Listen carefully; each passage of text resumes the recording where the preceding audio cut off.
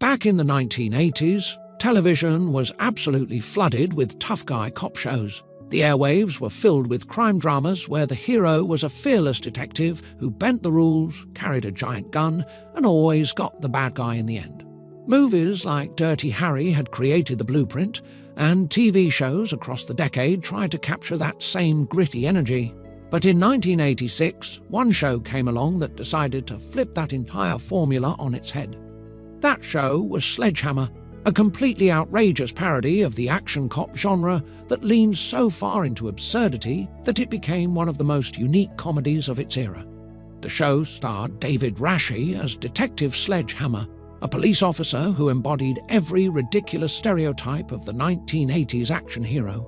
Hammer was loud, violent, trigger-happy, and unbelievably confident in his own abilities, even when he was clearly making things worse.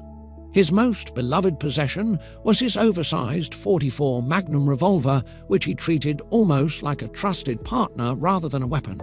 Hammer would talk to the gun, admire it, and carry it everywhere as if it were part of his identity. That running joke alone became one of the defining comedic elements of the series.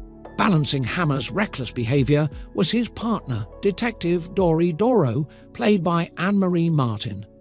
Doro represented the voice of reason in a world where Hammer constantly ignored logic and protocol.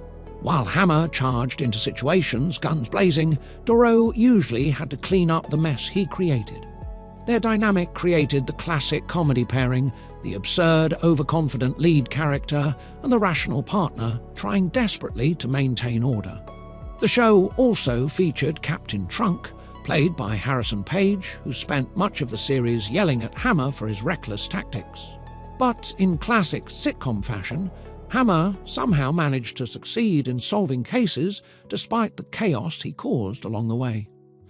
The humor came from watching a character who behaved like the ultimate action hero while completely misunderstanding how police work or common sense actually functioned. What made Sledge Hammer so special was how fearless it was as a satire. The show didn't just gently poke fun at cop dramas, it completely exaggerated every element of them. Explosions were bigger, Hammer's ego was larger, and the violence was so over the top that it became absurd rather than serious. The show even opened with the theme song Bad to the Bone blasting while Hammer posed dramatically with his gun, instantly letting viewers know they were watching something that didn't take itself seriously at all. Despite how creative and memorable the show was, Sledge Hammer only ran from 1986 to 1988 on ABC, lasting just 2 seasons. One of the most famous moments in the show's history actually came at the end of its first season. Believing the show might not return for another year, the writers ended the season with a completely outrageous cliffhanger. Hammer accidentally detonates a nuclear bomb, destroying the entire city. It was one of the boldest and funniest endings a sitcom had ever attempted. But when the show was unexpectedly renewed for a second season, the writers had to find a creative way to undo that catastrophic ending. So the big question today is, why doesn't Sledge Hammer come up in conversations the way other shows from that era do? One major reason is timing. In the 1980s, satire sometimes struggled to reach mainstream audiences if it was too exaggerated.